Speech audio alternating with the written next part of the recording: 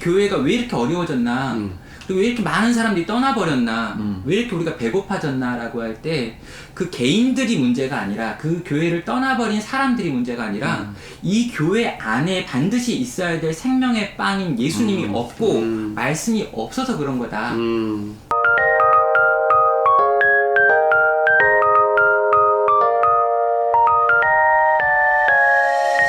킹덤TV 구독자 여러분, 또 잘 지내셨습니까? 오늘은 교회를 바꾸는 시간, 특별히 우리 나눔교회 조영민 목사님을 이 자리에 모셨습니다. 우리 조영민 목사님 박수로 맞이하겠습니다. 감사합니다.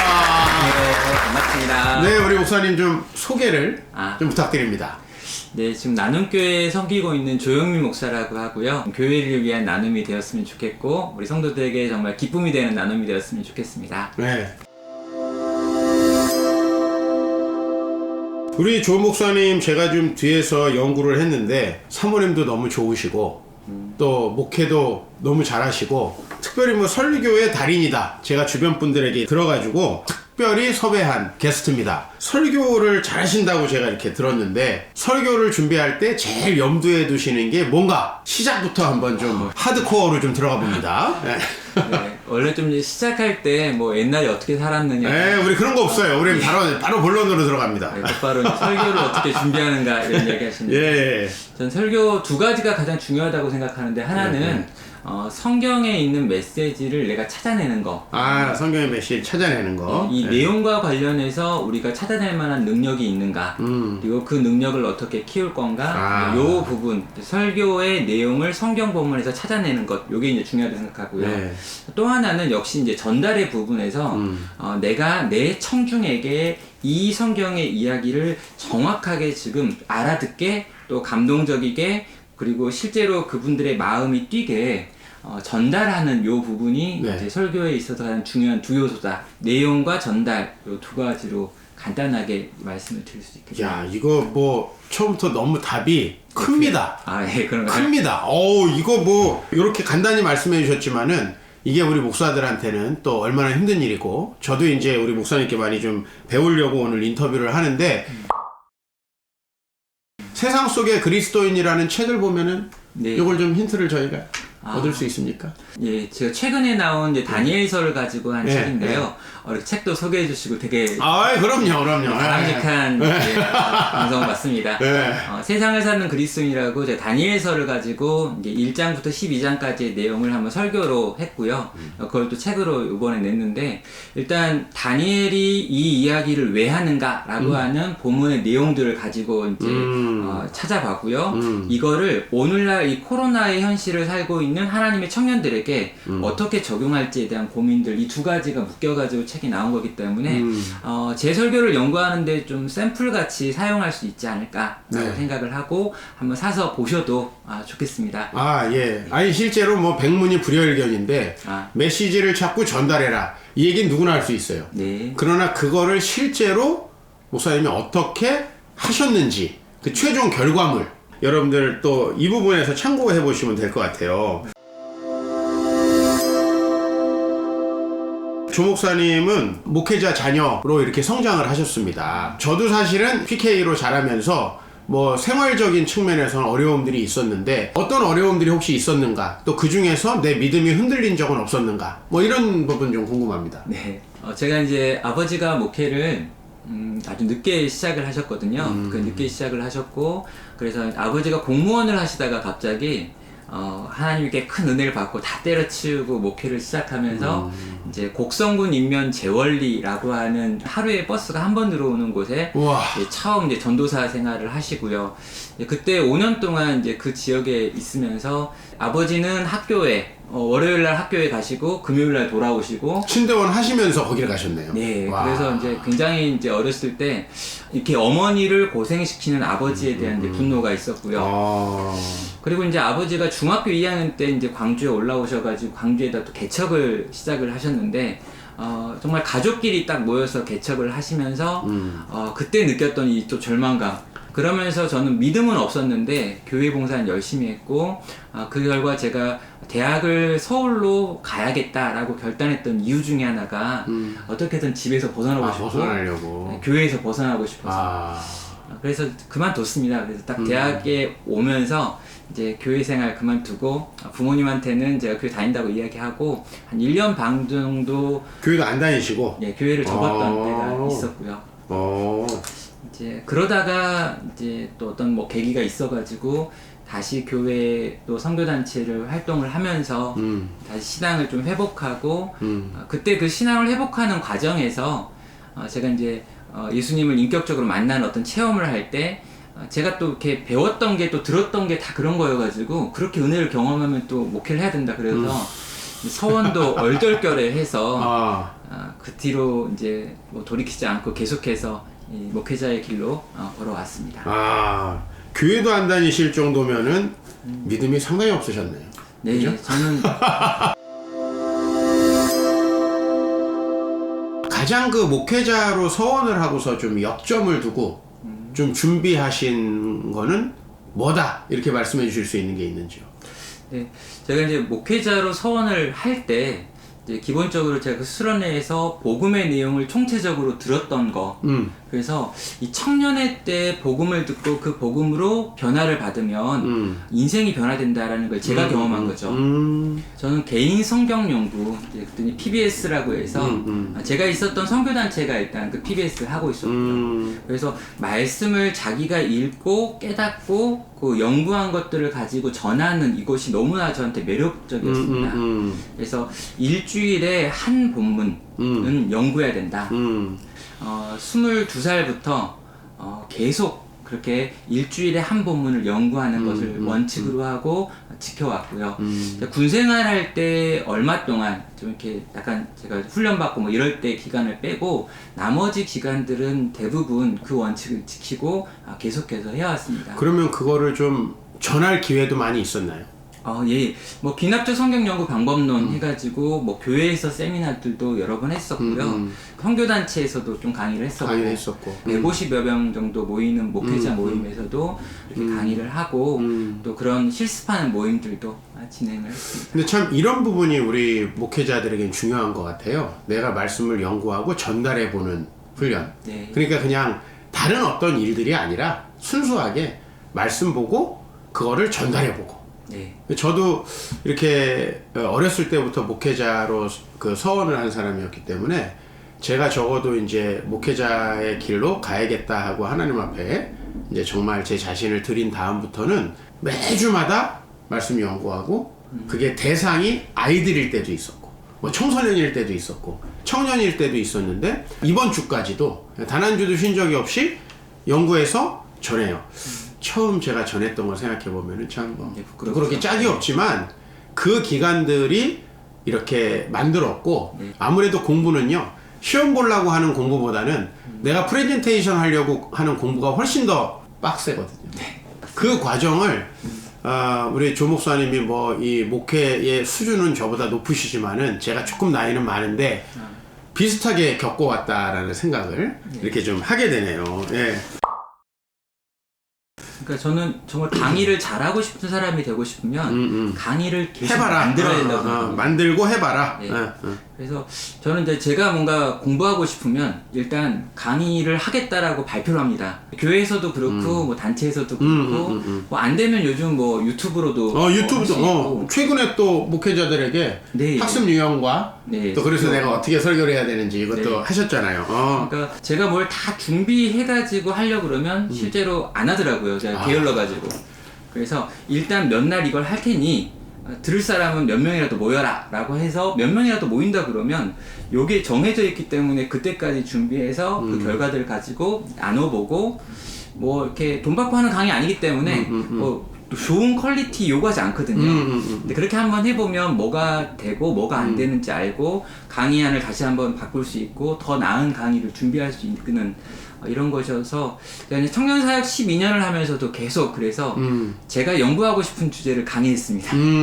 아니 근데 제가 이거는 저하고도 너무 참 비슷한 면이 많고 왜냐면 저는요 제가 남들 앞에 서서 잘난 척 하는 게 제일 저한테는 동기가 돼요. 그래서 그거를 선포해 놓으면 공부를 열심히 하는 거예요. 네. 책을 읽으려고 했다가도 좀 다음에 할까? 그래도 이거 해야 되잖아요. 좀 아까 말씀하신 대로 이제 중요한 주제가 있으면 혼자 공부하지 말고 교회에서 그게 어떤 내용이든지 내가 전문가는 아니지만 공부하는 방법으로서의 강의, 그죠? 근데 굉장히 우리 조 목사님이 용기 있으신 분이라고 생각을 저는 합니다. 왜냐면은 영그러지지 않은 강의를 일단 해보는 거예요. 근데 네. 그게 가장 성장시킬 수 있는 길이라는 걸 제가 중학교 2학년 때부터 교사하면서 많이 느꼈거든요. 네. 아, 오늘 뭐 소울메이트 만난 것 같은 그런 느낌 네. 들고요. 만들고 해봐라. 네. 제가 이거 정말 많은 목사님들께 이야기 드렸었는데 한 분 증인이 계십니다. 이보다 잘 공부할 수 있는 방법은 없다. 네. 이제 목회 얘기로 좀 접어들어야 될 것 같아요. 굉장히 30대에 어려운 교회를 이렇게 맡아서 가시게 됐다고 제가 들었어요. 네. 그 이야기, 그리고 어떤 어려움들이 실제로 있었고 어떻게 이렇게 잘 이겨왔는지 한번 좀 이야기해 주시면 좋을 것 같아요. 제가 이제 39살에 담임 목회를 시작합니다. 청빙을 받아서 성산동에 있는 나눔교회라는 교회로 이제 가게 되는데요. 주변에 있는 어떤 분들은, 야, 30대 담임 목회가 됐으니 너 참 이렇게 잘 간 거 아니야? 풀렸다. 풀렸다. 근데 사실 저는 훨씬 더 잘 풀릴 수 있는 사람이었습니다. 야, 요런 부분이 반전입니다. 저도 이런 얘기는 잘 안 하는데. 네. 예. 거짓말 하는 건 아니고요. 솔직하게 더 잘 풀릴 수밖에 없는 사람이었고요.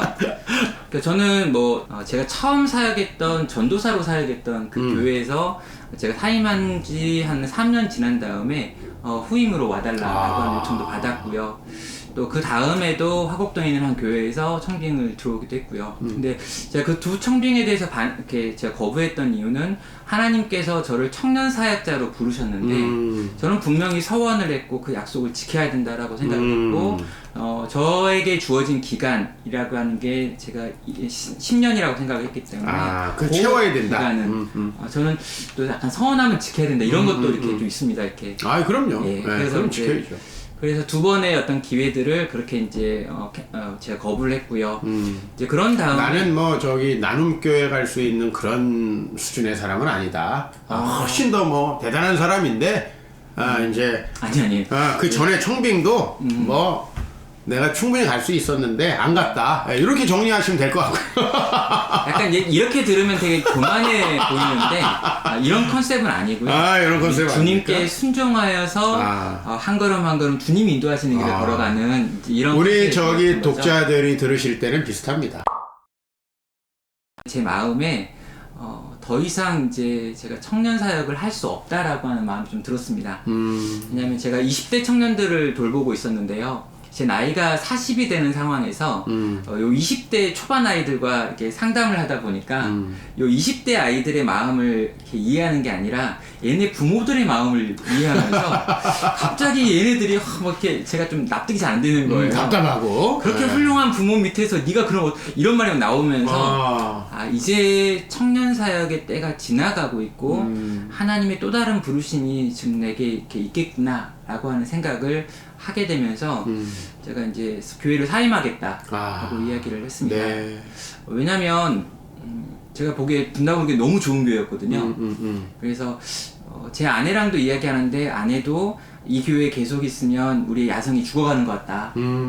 그리고 저도 이 교회 안에서 이 교회가 만드는 프로그램을 따라가면 어떤 교회를 하겠지만 그거보다 좀 나는 좀 쉬고 멈추고 잠깐 재충전해서 네가 생각하고 있는 또 하나님의 부르심을 쫓아갔으면 좋겠다라고 하면서 이제 교회를 사임하겠다라고 이야기해놓고 그때 이제 이찬수 목사님께서 좀 기도해봐라 라고 하면서 2주 정도 시간을 주셔서 기도를 하고 있던 그때에 나눔교회에서 이제 한 장로님이 연락이 오시고 근데 제가 기도하고 있는 중이 아니었더라면 굳이 만날 이유가 없었겠죠. 근데 제가 그걸 하고 싶은 마음은 없었지만 그래도 분명히 만나는 봐야 된다라는 생각이 있었습니다.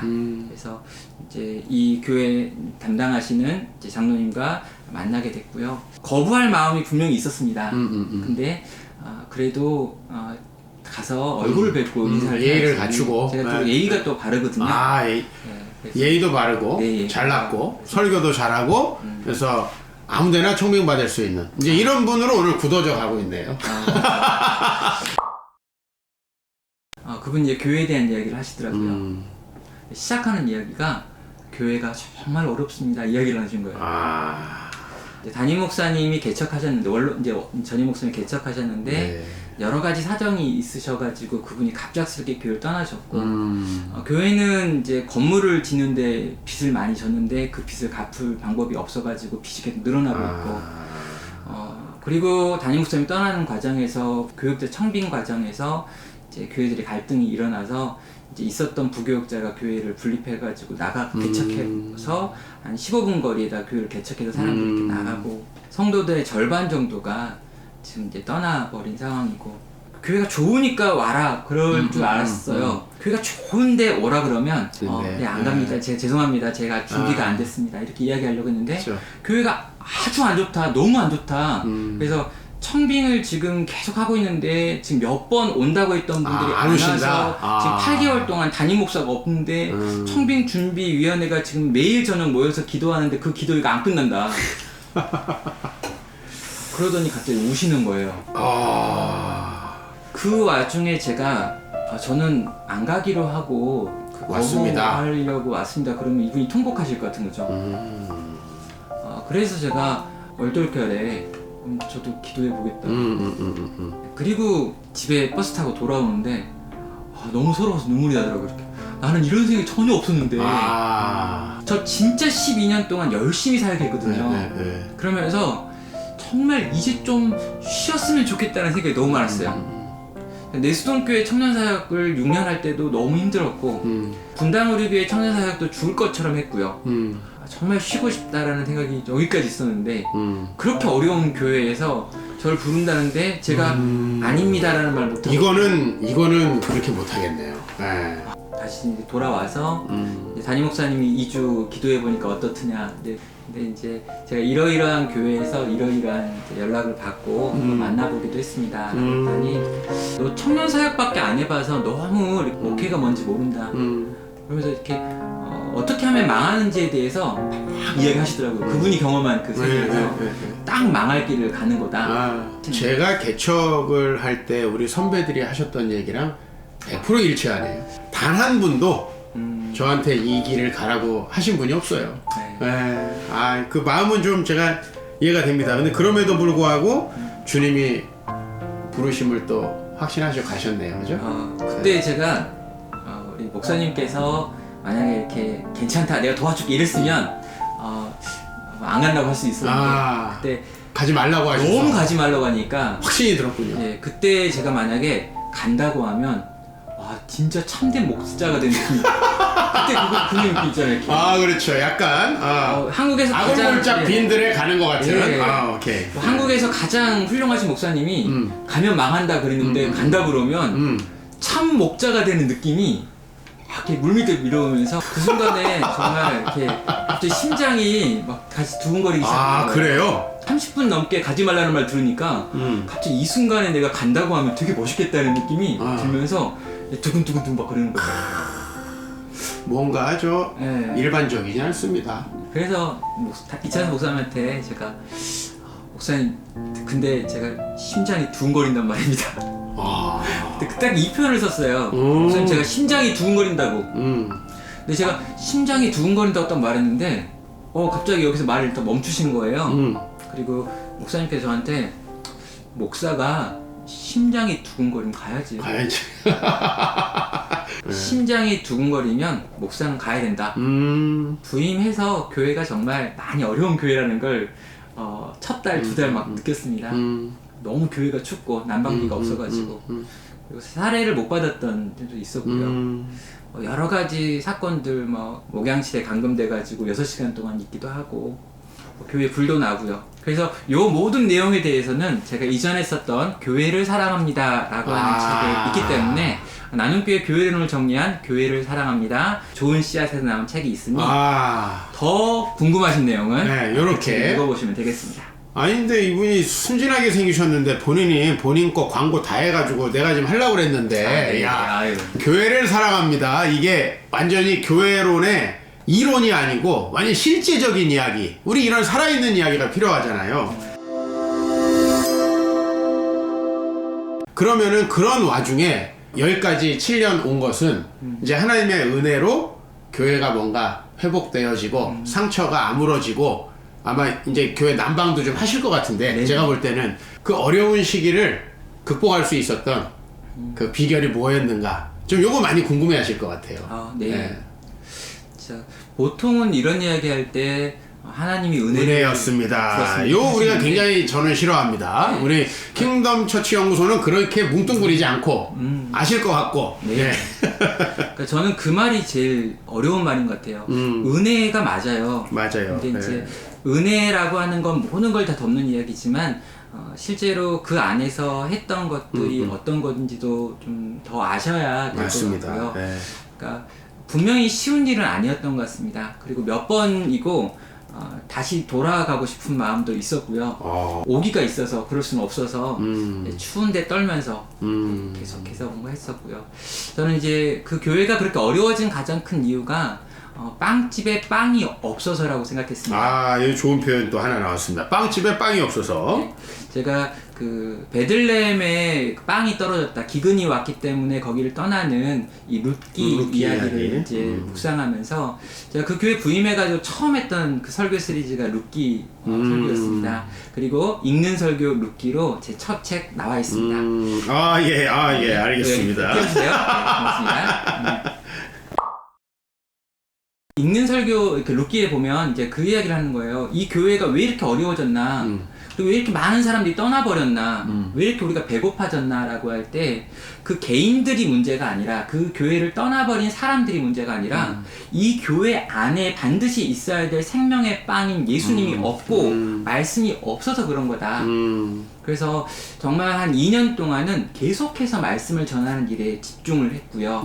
또 말씀을 가르치는 성경 공부 모임, 또 말씀을 주중에 하는 수요신앙 강좌, 금요 기도회 이런 것들에서 말씀을 전했습니다. 그때는 뭐 교육자가, 전임 교육자가 저 한 사람, 강도사님 한 분이 이 정도밖에 없었기 때문에 실제로 많은 경우에 말씀을 전할 수밖에 없었는데 그건 제가 22살부터 꾸준히 했던 일들이 있었기 때문에 가능했던 거죠. 그렇게 말씀을 전하면서 이제 그 교회에 말씀이 뿌려지니까 이렇게 지쳐있던 분들, 약해져 있던 분들, 이렇게 떠나있던 분들이 돌아오는 일들이 이렇게 벌어지고요. 회복의 일들이 일어난다라는 걸 보시면서 그 지역 안에서의 평판도 달라지고 평판도 좋아지고. 네. 교회가 싸우고 있으면요, 교회 동네 사람들이 다 합니다. 그렇죠. 네, 그걸 다 알고 있기 때문에 저 교회 이단 아니야? 저기 싸우는 교회 아니야? 어려움이 있었는데 한 2년 정도 계속해서 그 말씀을 계속 나누고 하던 과정에서 이제 신뢰라고 하는 것들이 좀 쌓이고요. 네. 그리고 그런 과정에서 저희가 이제 좀 몇 가지 좀 이 교회 전체 방향을 어떻게 끌고 갈 것인지에 대해서 고민하면서 이제 하나님 나라 복음이라고 하는 것을 이제 교회 안에 좀 도입을 하고요. 교회 전체 프로그램에서 하나님 나라 복음이라고 하는 프로그램, 그리고 그 안에 제자 훈련, 양육 프로그램들을 만들고 저와 아내가 중심이 돼서 계속해서 이제 이런 제자 훈련들을 1대1로 1대 다수로 또 계속해서 하기 시작했습니다. 이 과정은 너무 이제 좀 길고 또 실제 이렇게 디테일한 과정일 것 같고요. 근데 뭐 한마디로 네. 정리되는 것 같아요. 역시 생명의 빵집에 빵만 있으면 된다. 예. 그러니까 말씀이 전해지고 성도들의 마음에 주의 복음으로 회복이 일어나니까 저는 말씀 들으면서 에스겔의 환상이 생각이 났거든요. 마른 뼈가 살아나. 네, 마른 뼈가 살아나고 또 생명수의 강이 성전에서 흘러나오니까 그냥 그 죽었던 강들이 살아나서 거기에 이제 양쪽에 생명수가 흐르고 열매가 맺혀지는 그 모습, 이게 나눔교회 모습이었네요. 7년간. 네, 맞습니다. 본질만 있으면 된다. 제가 이제 항상 이렇게 생각을 하는데, 여기 본질은 참 어떤 분들은 교회 본질 얘기하면서 다른 분들 비판하시는 분들 많은데, 제가 오늘 우리 조 목사님하고 이렇게 인터뷰를 하면서 느낀 건 역시 본질은 예수님의 복음이 생명으로 전해지는 것이다. 정말 이거 많이 느끼고 저도 한번 좀 되새겨 봅니다. 마지막으로 우리 이제 킹덤 TV 구독자분들, 또 이 방송 보는 분들 중에 이제 목회자분들도 꽤 계신데 한마디 해주신다면 좀 부탁드리겠습니다. 이제 제가 이런 이야기를 할 수 있는 그런 사람도 아니고요. 또 그럴 만한 경험이나 그런 노하우 이런 것들을 가진 사람도 아니고요. 실제로 뭐 나이도 그렇게 많지 않기 때문에 뭐 이렇게 가르치는 이런 입장은 절대 아니고요. 근데 제가 뭐 아까도 이야기 드렸지만 빵집에 빵이 없기 때문에 사람들이 그 빵집에 안 오는 겁니다. 냄새만 풍기는 빵집. 빵집이란 이름은 있지만 실제 빵을 못 주는 빵집에 가야 될 이유가 없는 거죠. 저는 뭐 가난한 성도 이런 이야기, 또 교회 요즘 성도들이 교회를 안 온다 뭐 이런 이야기는 되게 우리 스스로를 돌아봐야 될 이야기인 것 같아요. 저는 빵집에 빵이 있으면 배고픈 사람들은 그 빵집에 옵니다. 문제는 내가 그 빵을 준비하고 있는지, 우리 공동체에 그 빵이 있는지, 누군가 왔을 때 그를 배불리게 할 수 있는지라고 하는 여기에 문제가 있다라고 생각을 하고요. 코로나 시기가 오고 이제 포스트 크리스텐덤 시대가 와서 점점 더 목회하기 어려운 때라고 이야기하고 점점 교회의 존속이 어렵다라고 이야기를 하고요. 저도 그런 지표들을 많이 읽으면서 답답해질 때가 많은데 저는 그럼에도 불구하고 여전히 배가 고픈 사람들은 많고요. 이 배고픈 사람들을 먹일 수 있는 빵은 여전히 부족하다고 생각을 해요. 그래서 교회가 이 빵의 문제를 해결하기만 하면 우리 목회자가 이 빵을 준비할 수만 있으면 저는 여전히 교회에 답이 있고 교회로 사람들은 찾아올 수밖에 없다라고 믿습니다. 저는 오늘 그냥 이렇게 마음이 따뜻해지고 한편에 정말 목회자를 위한 또 핵심적인 교회의 일꾼으로 일하시는 성도님들을 위한 한편의 좋은 설교를 들은 것 같은 느낌, 너무 감사하고, 제가 이제 우리 목사님 빵집에는 빵이 없다라는 말씀 들으면서 요한복음 6장에 나오는 생명의 떡으로 자신을 이야기하신 그 예수님 생각이 많이 나고요.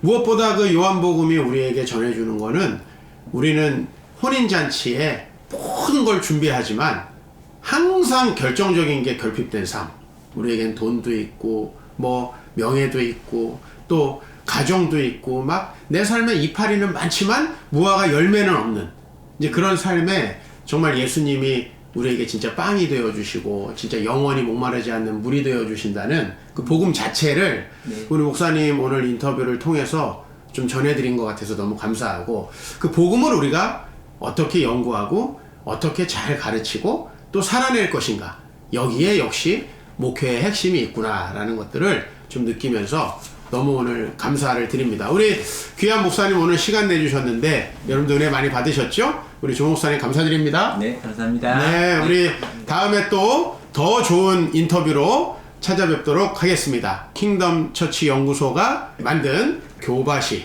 오늘 시간도 여기서 마치도록 하겠습니다. 수고하셨습니다. 수고하셨습니다. 감사합니다. 수고하셨습니다.